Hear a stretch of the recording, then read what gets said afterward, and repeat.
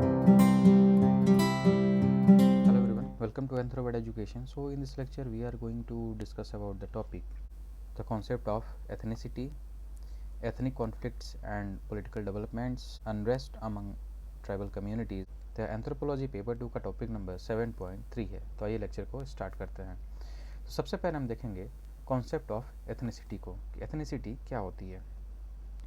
According to वैंडेनबर्गे, इन्होंने बताया जो एथनिसिटी टर्म है यह एक एथनिक ग्रुप को करेक्टराइज करता है और ये बताता है कि यह कलेक्शन होता है कल्चरली रिलेटेड लोगों का जो एक डिजिग्नेटेड एथनिक बाउंड्री के अंडर रहते हैं। इसका मतलब क्या हुआ कि एथनिसिटी जो है कल्चरली रिलेटेड पीपल हैं जो सेम कल्चर को फॉलो करते हैं और उस कल्चर की एक बाउंड्री है जहाँ तक उस कल्चर को फॉलो किया जाता है वो होती है एथनिक बाउंड्री, और इस कल्चरली रिलेटेड लोगों के कलेक्शन को हम बोलते हैं ethnicity. According to Fredrik Barth, इन्होंने बताया कि जो एक एथनिक ग्रुप होता है यह एक पॉपुलेशन को रेफर करता है जिसके पास कुछ कैरेक्टरिस्टिक्स होती हैं कि यह लार्जली बायोलॉजिकली सेल्फ परपेचुएटिंग होता है। इसका मतलब क्या हुआ कि यह कैपेबल होता है अपने आप को इंडेफिनेटली कंटिन्यू करने के लिए, रिन्यू करने के लिए। यह अपने फंडामेंटल कल्चरल वैल्यूज़ को शेयर करते हैं और यह एक फील्ड ऑफ कम्युनिकेशन और इंटरेक्शन को क्रिएट करते हैं कि इनका एक फील्ड ऑफ कम्युनिकेशन होता है जिसमें इनकी लैंग्वेजेस होती हैं और इसके थ्रू ये जो है इंटरेक्शन करते हैं। तो यहाँ पे एक field of communication and interaction होता है। इनकी एक मेंबरशिप होती है जो पर्टिकुलर कल्चरल आइडेंटिटी को डिफाइन करती है और जिसके थ्रू ये खुद को आइडेंटिफाई करते हैं और दूसरों से डिस्टिंग्विश करते हैं, दूसरों से डिफरेंशिएट कर पाते हैं कि ये कैसे दूसरे कल्चर से अलग है, कैसे इनकी एथनिसिटी यूनिक है। इसके रिगार्डिंग बहुत सारे एंथ्रोपोलॉजिकल अप्रोचेज हैं जो एथनिसिटी को समझने में हेल्प करते हैं। तो सबसे पहला हम अप्रोच देखेंगे प्रिमोर्डियलिस्ट अप्रोच। यह अप्रोच जो है वो सी गिड्स और अदर्स के द्वारा दिया गया था। यहाँ पे ये बताया गया कि जो एथनिसिटी है यह एज अ नेचुरल बॉन्ड काम करती है बिटवीन द पीपल, जो कि इमिटेबल होती है या फिर फंडामेंटल होती है नेचर में। तो इसको रिमूव नहीं किया जा सकता, ये फंडामेंटली एग्जिस्ट करती है लोगों के बीच में। फर्दर ये भी बताया गया कि जो एथनिक अटैचमेंट्स होती हैं, जो एथनिसिटी कनेक्ट करती है लोगों की, जो एथनिक अटैचमेंट्स होती हैं, इसकी वजह से सोशल टर्बुलेंस देखने को मिलता है और वायलेंस देखने को मिलता है। सोशल टर्बुलेंस क्या हो गया कि एक अनप्रिडिक्टेबल चेंज हो गया, कन्फ्यूज़न हो गया या डिसऑर्डर हो गया विद इन अ सोसाइटी, और ये डिसफंक्शनल होते हैं in the development process of the civil society. Next जो अप्रोच है वो है मॉडर्नाइजेशन एंड डेवलपमेंट अप्रोच। यहाँ पे ये बताया गया कि जो मॉडर्नाइजेशन या जो डेवलपमेंट है यह एथनिक अटैचमेंट को डिसॉल्व करने के बजाय इसको स्ट्रेंथ करता है कि मॉडर्नाइजेशन और डेवलपमेंट से जो एथनिक अटैचमेंट है वो बढ़ता है। जब भी कोई वन साइडेड डेवलपमेंट प्रोग्राम होता है या कोई भी डेमोग्राफिक इम्बैलेंस होता है, इसकी वजह से कुछ ग्रुप्स का जो है वो एक्सप्लॉइटेशन होता है। तो कहीं भी वन साइडेड डेवलपमेंट हुआ कि एक ग्रुप को का डेवलपमेंट किया जा रहा है और दूसरे ग्रुप का डेवलपमेंट नहीं किया जा रहा है, तो इसकी वजह से जो है वो एक्सप्लॉइटेशन होता है और इसकी वजह से जो है एथनिक कॉन्शियसनेस की कॉन्सेप्ट जो है वो डेवलप होता है। एथनिक कॉन्शियसनेस क्या हो गया कि एक इंडिविजुअल या ग्रुप की अवेयरनेस जो उसके एथनिसिटी को इंक्लूड करती है, like values, traditions, language, history जो उससे एसोसिएटेड होता है। तो ये सारी चीज़ें जो है वो एथनिक कॉन्शियसनेस में आती हैं। नेक्स्ट हम अप्रोच की बात करेंगे Marxist and the neo Marxist approach की। तो ये अप्रोच बताता है कि जो एथनिक कॉन्फ्लिक्ट्स इमर्ज होते हैं वहाँ पे ये सिचुएशन होती है कि एक कल्चरल डिवीज़न ऑफ लेबर देखने को मिलता है। कल्चरल डिवीज़न ऑफ लेबर क्या हो गया कि कैसे जो वर्क रोल्स होते हैं या टास्क होते हैं जो कि with in a society distribute किए जाते हैं based on the cultural factors like gender, ethnicity and the social class. और जब एक एथनिक ग्रुप के मेंबर्स को एक सबऑर्डिनेट पोजीशन में प्लेस किया जाता है विद इन अ स्टेट, तो सबऑर्डिनेट पोजीशन क्या हो गया कि एक ऐसा role within a society where an individual is under the authority of a higher ranking person. तो एक तरीके से एक हायर अथॉरिटी पर्सन के अंडर में इन लोगों को जब रखा जाता है और वहाँ पे कल्चरल डिवीजन ऑफ लेबर देखने को मिलता है, तो ये कॉन्सेप्ट बताया गया है Marxist and the neo Marxist approach के द्वारा। नेक्स्ट अप्रोच है वेबेरियन अप्रोच। यहाँ पे वेबर ने बताया कि जो एथनिक मेंबरशिप होती है उससे कोई भी ग्रुप कॉन्स्टिट्यूट नहीं होता है। तो एथनिक मेंबरशिप जो है ग्रुप को क्रिएट नहीं करता है, ये सिर्फ फैसिलिटेट करता है उस ग्रुप फॉर्मेशन को, specially in the political sphere. तो इसकी वजह से सिर्फ पॉलिटिकल स्फेयर का ग्रुप क्रिएट हो सकता है, कोई एथनिक मेंबरशिप जो है वो एक ग्रुप को क्रिएट नहीं कर सकते, कल्चरल ग्रुप को क्रिएट नहीं कर सकता है। नेक्स्ट अप्रोच है प्लूरलिस्ट अप्रोच। यहाँ पे बताया गया कि जो लोग प्लूरल सोसाइटी में होते हैं ये मिक्स हो जाते हैं लेकिन कंबाइन नहीं होते हैं। तो यहाँ फ़र्क देखने को मिलता है मिक्स और कंबाइन में। हर ग्रुप जो है होल्ड करता है अपने रिलीजन को, लैंग्वेज को और इंस्टीट्यूशंस को। बहुत सारे एथनिसिटीज़ तभी को एग्जिस्ट कर पाती हैं जब group with in a political unit जो है वो same system of compulsory institutions को शेयर करते हैं। तो यहाँ पे भी एक पॉलिटिकल यूनिट देखने को मिल रहा है और ये चीज़ें तभी एग्जिस्ट करती हैं जब एक पॉलिटिकल यूनिट जो है वो same system of compulsory institutions को शेयर करने को एग्री होता है, नहीं तो वहाँ पे कॉन्फ्लिक्ट के चांसेस हो सकते हैं बिटवीन द कल्चर्स। तो ये था प्लूरलिस्ट अप्रोच। तो इस तरीके से हम बता सकते हैं कि जो एथनिसिटी है या one of the most complex topic है in the socio cultural anthropology. फिर फडनिस ने 1990 में समराइज़ किया एथनिसिटी को अंडर द 5 कंपोनेंट्स। अब ये जो 5 कंपोनेंट्स थे ये थे a subjective belief in real और अज्यूम्ड हिस्टोरिकल एंटीसीडेंट्स। इसका मतलब क्या हुआ कि सब्जेक्टिव बिलीफ मतलब कि एक पर्सनल ओपिनियन जो कि बेस्ड ऑन हो किसी इंडिविजुअल की फीलिंग्स पे, उसके एक्सपीरियंस पे, रैदर देन कि ऑब्जेक्टिव फैक्ट्स या एविडेंसेस पे। तो ये जो सब्जेक्टिव बिलीफ है इन रियल और अज्यूम हिस्टोरिकल एंटीसीडेंट्स होती हैं कि जो उनके पूर्वजों ने इस चीज़ को मान रखा है उस पर ये सब्जेक्टिव बिलीफ होती है। एक सिंबॉलिक या रियल जियोग्राफिकल सेंटर देखने को मिल सकता है। जियोग्राफिकल सेंटर एक रीजन को डिफाइन करता है, एक पर्टिकुलर एरिया को डिफाइन करता है। यहाँ पे शेयर्ड कल्चरल एम्ब्लेम्स देखने को मिल सकते हैं जो एक उनका आइडेंटिटी को डिफाइन करता है, like race, language, religion etcetera. और यह प्रोवाइड कराता है basis of the ethnic identity. Next जो कंपोनेंट है वो है सेल्फ अस्क्राइब्ड अवेयरनेस, जो उनके डिस्टिंक्टिवनेस और बिलोंगिंगनेस को बताती है। और लास्ट जो कंपोनेंट है वो है रिकॉग्निशन, जो कि दूसरे लोगों के द्वारा दिया जाता है उनके ग्रुप डिफ्रेंशिएशन के लिए। नेक्स्ट हम देखेंगे एथनिक बाउंड्रीज़ के बारे में कि एथनिक बाउंड्रीज़ क्या होती हैं। तो फ्रेडरिक बार्थ ने डिफ़ाइन किया कि जो एथनिक बाउंड्रीज़ होती हैं वो as a patterns of the social interactions होती हैं जो सपोर्ट करती हैं और रीइंफोर्स करती हैं उनके मेंबर्स के सेल्फ आइडेंटिटी को ऑफ अ ग्रुप।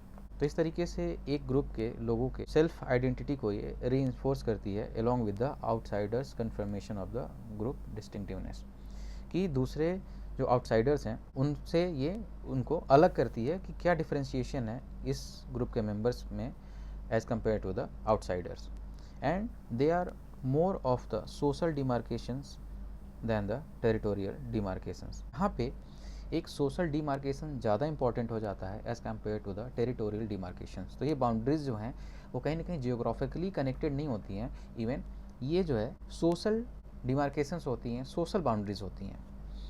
और इस तरीके से ये रिजल्ट है of a mental boundaries that separates us from them, और to put in the different words insiders from the outsiders. तो इस तरीके से एक मेंटल बाउंड्री है जो कि एक सोशल डिमार्केशंस को क्रिएट करती हैं rather than the territorial demarcations. तो ये होता है एथनिक बाउंड्री। नेक्स्ट हम बात करेंगे एथनिक मूवमेंट के बारे में। जब एक group of people on the basis of the identical cultural characteristics वो यूनाइट होते हैं और फाइट करते हैं अपने आइडेंटिटी के लिए या इनजस्टिस के खिलाफ, तो इस मूवमेंट को बोला जाता है एथनिक मूवमेंट। और इंडिया में जो एथनिक मूवमेंट्स है उसको 3 एंथ्रोपोलॉजिकल अप्रोचेस के थ्रू समझा जा सकता है। तो जो सबसे पहला अप्रोच है वो है प्लूरलिस्ट अप्रोच। इस अप्रोच के द्वारा लोग जो है वह प्लूरल सोसाइटी में मिक्स होते हैं लेकिन कंबाइन नहीं होते हैं, जैसा कि हमने प्रीवियसली डिस्कस किया है। हर ग्रुप का अपना रिलीजन होता है, लैंग्वेज होता है, इंस्टीट्यूशंस होते हैं। और मल्टीपल एथनिसिटी तभी एग्जिस्ट करती है जब ग्रुप एक पॉलिटिकल यूनिट को शेयर करने के लिए एग्री होते हैं with the same system of the compulsory institutions. नहीं तो वहाँ पे कॉन्फ्लिक्ट के पॉसिबिलिटीज़ देखे जा सकते हैं बिटवीन द कल्चर्स। और इसकी वजह से जो ट्राइब्स होते हैं वह अपने एथनिक बाउंड्रीज़ को रिस्टोर करने के लिए मूव करते हैं। ये हो गया प्लुरलिस्ट अप्रोच। नेक्स्ट है मॉडर्नाइजेशन एंड डेवलपमेंट अप्रोच। तो यह अप्रोच पोस्टुलेट करता है कोई भी लूप साइडेड डेवलपमेंट प्रोग्राम्स है या वन साइडेड डेवलपमेंट प्रोग्राम्स है या कोई भी डेमोग्राफिक इम्बैलेंसेज है, इसकी वजह से कुछ ग्रुप्स का एक्सप्लॉयटेशन होता है और इसकी वजह से एथनिक कॉन्शियसनेस का कॉन्सेप्ट डेवलप हो जाता है। अगर एग्जांपल देखें तो झारखंड मूवमेंट जो है वो अराइज हुआ था due to the exploitations of regions resources and people in the name of development and the industrializations. Jharkhand movement भी अराइज हुआ due to regions resources exploitation और लोगों का एक्सप्लॉयटेशन हुआ in the name of development and the industrializations. और इस तरीके से बहुत सारे ट्राइब्स यूनाइटेड हुए under a common ethnic identity और इन्होंने स्टेटहुड की डिमांड की to protect their interest. Next जो अप्रोच है वो है Marxist and the new Marxist approach. तो इस अप्रोच ने बिलीव किया कि जो भी एथनिक कॉन्फ्लिक्ट इमर्ज होते हैं इन अ सिचुएशन, वहाँ पे जो मेंबर्स होते हैं एथनिक ग्रुप्स के, उनको एक सबऑर्डिनेट पोजीशन में रखा जाता है within a given state. जैसे एग्जांपल देखें कि जो गोरखालैंड या जो बोडोलैंड मूवमेंट्स हैं यह अराइज हुए due to the perception among the Gorkhas and the Bodos that their culture was being subjugated by the Bengalis, कि बंगालीज के द्वारा उनका जो कल्चर है उसको डिस्ट्रॉय किया जा रहा है। तो इस तरीके से एथनिक मूवमेंट जो इंडिया में हुए हैं इन्होंने कुछ रिमार्केबल डाइवर्सिटी को डिफाइन किया है in their genesis and the cause.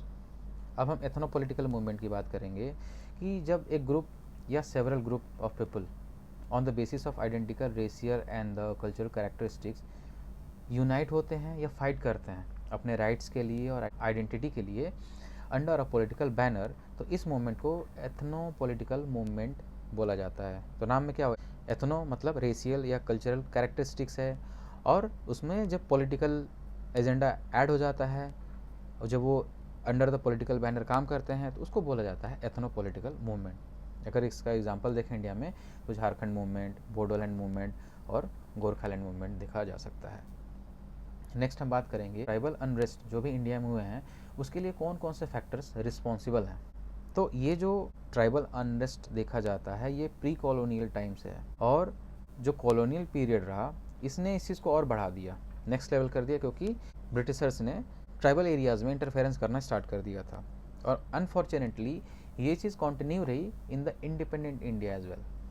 अब फैक्टर्स की बात करेंगे तो जो भी हिस्टोरिकल एक्सपीरियंस रहा in the encounter with the non tribals, तो कॉलोनियल फेज़ में क्या हुआ कि जो ब्रिटिशर्स थे इन्होंने ट्राइबल एरियाज़ को ओपन अप कर दिया, क्योंकि पहले कोई भी आउटसाइडर का इंटरफेरेंस नहीं होता था, लेकिन फॉरेस्ट एक्ट जैसी लॉज को ला करके ट्राइबल एरियाज़ में इंटरफेरेंस करना स्टार्ट कर दिया, जिसकी वजह से उनके जो ट्राइबल रिसोर्सेज थे, जो ट्राइबल लोग थे, उनका एक्सप्लॉयटेशन होने लग गया।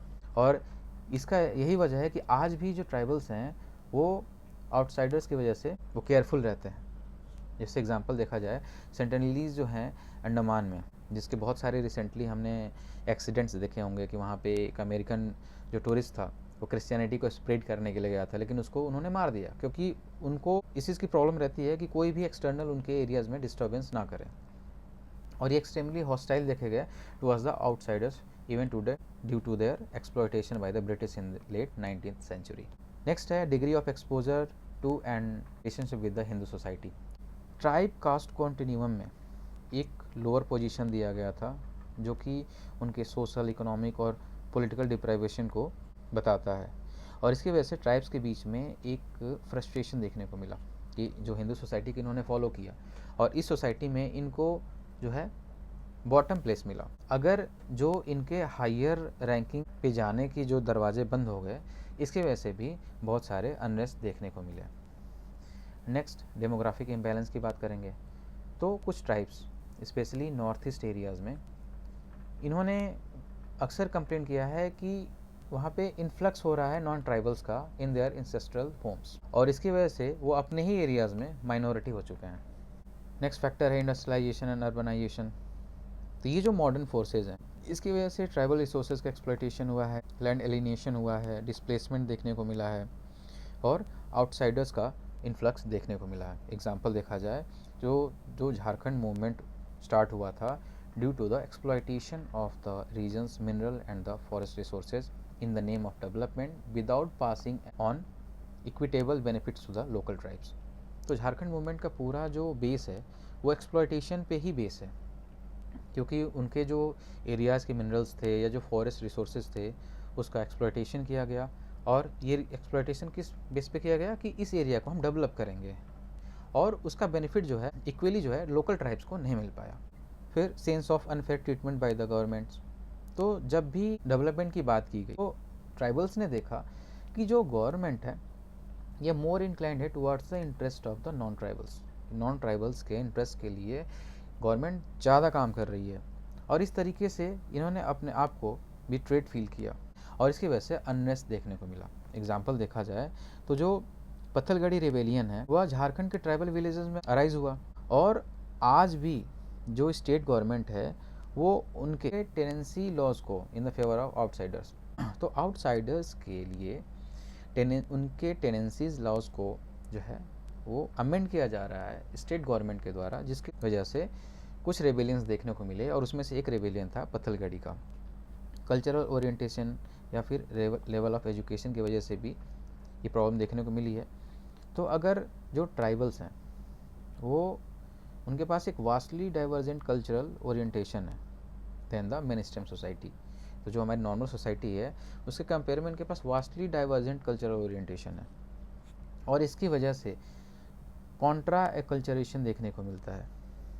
कॉन्ट्रा एक्लचरेशन क्या होता है कि refusal to acquire the others culture, और इस तरीके से एक एजुकेटेड सेक्शन जो है वह अनरेस्ट की तरफ टर्न हो गया इनटू द ऑर्गेनाइज्ड मूवमेंट।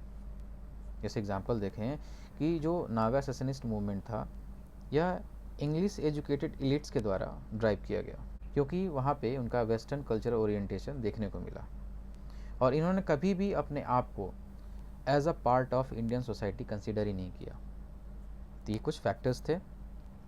फिर एलपी विद्यार्थी ने बताया कि जो एंथ्रोपोलॉजिस्ट हैं एज अ सोशल डॉक्टर या इंजीनियर्स, वो इंस्ट्रूमेंटल हो सकते हैं इन कल्चरल इम्पोरिशमेंट को प्रिवेंट करने में, इन इकोनॉमिक डिस्पैरिटीज़ को कम करने में, या जो भी डेमोग्राफिक इनबैलेंस है उसको कम करने में, जो ट्राइबल अनरेस्ट का रूट है आज।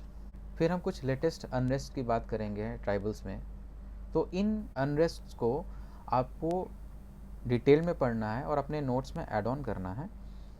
तो सबसे पहले हम देखेंगे कि जो प्रोटेस्ट मार्च हुआ झारखंड में फॉर द पेसा राइट्स, जो कि जुलाई 14, 2025 को हुआ। फिर जो ट्राइबल अपोजिशन हुआ to the RIMS medical college, जिसका सेकंड कैंपस का एक्सपेंशन किया गया नियर द रांची, और उसके लिए अनरेस्ट हुआ जुलाई 2025 में। फिर एमपी ट्राइबल्स ने ब्लॉक किया वाइल्ड लाइफ सेंचुरी प्रपोजल, जो कि सीहोर और देवास डिस्ट्रिक्ट में मध्य प्रदेश में उसका प्रपोजल दिया गया था, उसको इन्होंने ब्लॉक किया। फिर नागालैंड्स की जो 5 ट्राइब रिजर्वेशन एजुटेशन है, जिसमें 5 मेजर ट्राइब्स थी, अंगामी, आओ, लोथा, रेंगमा, सूमी, तो इन्होंने प्रोटेस्ट स्टार्ट किया फ्रॉम द मई 29, 2025, और इनका डिमांड था कि जो 48 ईयर्स ओल्ड जो जॉब रिजर्वेशन पॉलिसी है उसका रिव्यू किया जाए। जो ऑन गोइंग मेती कुकी या जोमी कॉन्फ्लिक्ट्स है ये रीइग्नेट हुआ in May 2023 due to the status tensions, और यह वॉलेटाइल रहा अभी तक।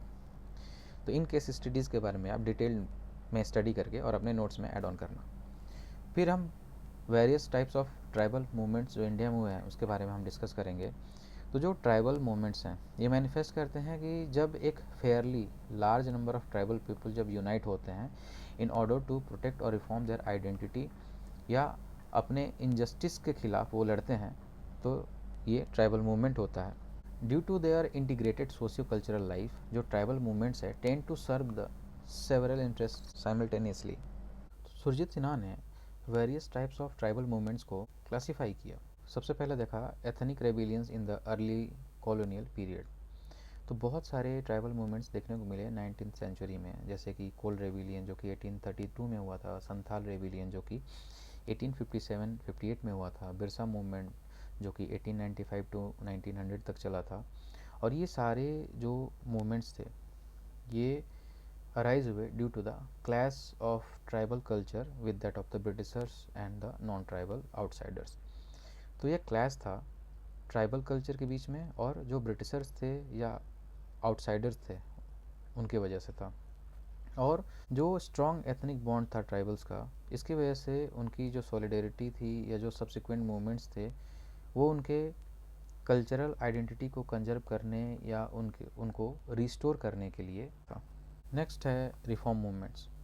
तो ये जो मूवमेंट्स थे इन्होंने ट्राई किया to bring the changes into the existing structure chiefly by imitating the cultural patterns of the higher Hindu castes, that is the Sanskritization। तो ये जब मूवमेंट स्टार्ट हुए तो इन्होंने ट्राई किया कि जो भी एग्जिस्टिंग स्ट्रक्चर में चेंजेस हो रहे हैं, और उसका जो मेन रीज़न था इमिटेट करना the cultural patterns of the higher Hindu caste. तो हिंदू कास्ट के जो भी कल्चरल पैटर्न्स हैं उनको कॉपी करना, स्पेशली जो कि संस्कृताइजेशन का कॉन्सेप्ट था, इसकी वजह से प्रॉब्लम्स क्रिएट हुई थी। और ये जो भी चीज़ें थी ये क्रिएट हुई due to the increased cultural contact of the tribes with the Hindu society. जब ट्राइब्स का जो कल्चरल कॉन्टैक्ट है वो हिंदू सोसाइटी के साथ जब इंक्रीज़ हुआ तो ये प्रॉब्लम्स जो है वो क्रिएट हो गई। और इसके बाद से ये जो ट्राइब्स थे ये हायर सोशल स्टैंडिंग में अपने आप को रखने की इच्छा रखने लगे। अगर एग्जांपल देखें तो जो भूमिज हैं बराभूम के, वो after coming in the contact with the Bengali Hindus during the colonial period, इन्होंने इनिशिएट किया एक सोशल मूवमेंट को to achieve the Rajput Kshatriya status. और इन्होंने हिंदू डिटीज़ को अडॉप्ट करना स्टार्ट किया, उनके कस्टम और बिलीफ्स को मानना स्टार्ट कर दिया, इवन वो बंगाली भी बोलना स्टार्ट कर दिए। नेक्स्ट है पॉलिटिकल ऑटोनॉमी मूवमेंट्स। तो ये जो मूवमेंट्स हमें देखने को मिले, ये ट्राइबल्स जो थे वो एक पॉलिटिकल बैनर के अंडर में यूनाइट हो गए। इनका एम था to recognize their community and region as the tribe state. ये अपने आप एक अपना ट्राइब स्टेट बनाने के लिए एक पॉलिटिकल बैनर के अंदर में आए। और ये जो चीज़ें थी ये एथनिक आइडेंटिटी के द्वारा ड्रिवन थी, और इनका डिज़ायर था to regain the control over the affairs of their region. अगर एग्जांपल देखें तो ड्यूरिंग द झारखंड मूवमेंट, जो छोटा नागपुर या उड़ीसा के ट्राइब्स थे, इन्होंने Jharkhand Mukti Morcha, all Jharkhand students union को फॉर्म किया to demand for a separate state for themselves. Next हुआ सेसनिस्ट मूवमेंट। ऐसे जो मूवमेंट्स थे इन्होंने डिमांड किया separation from the mainland to distinguish their independent identity and ensure the highest degree of self government. तो secessionist movements जो थे specially separation के लिए आए कि ये अपना इंडिपेंडेंट आइडेंटिटी बनाना चाह रहे थे और ये अपना highest degree of self government जो है इंश्योर करना चाह रहे थे। और ये जो मूवमेंट्स थे ये स्पेशली उन एरियाज़ में देखे गए जो कि नियर द इंटरनेशनल फ्रंटियर्स थे। एग्जांपल देखा जाए तो जो नागा सेसनिस्ट मूवमेंट हुआ था ये स्ट्रॉन्ग नागा एथनिक आइडेंटिटी की वजह से हुआ था, जिन्होंने खुद को कभी भी इंडियन सोसाइटी का पार्ट नहीं माना due to its western influence and the geographical isolation. Next जो मूवमेंट्स था वो एग्रेरियन या कम्युनिस्ट मूवमेंट्स था। तो यह मूवमेंट्स अकर्ड हुए in the tribal belts facing the agrarian unrest. तो इसके वजह से जो है ये मूवमेंट स्टार्ट हुए along with the subsequent spread of the communist ideologies. तो इनके बेस में जो है कम्युनिस्ट आइडियोलॉजीज थी। कम्युनिस्ट आइडियोलॉजीज क्या हो गई कि कॉमन ऑनरशिप होना चाहिए, क्लासलेस सोसाइटी होनी चाहिए, स्टेटलेस सोसाइटी होनी चाहिए, और कोई भी एक्सप्लॉयटेशन जो है वो नहीं होना चाहिए, उसका एलिमिनेशन होना चाहिए।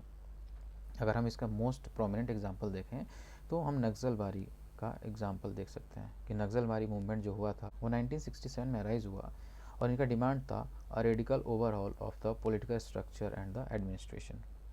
तो रेडिकल ओवरऑल क्या हो गया कि to completely renovate major changes in order to repair.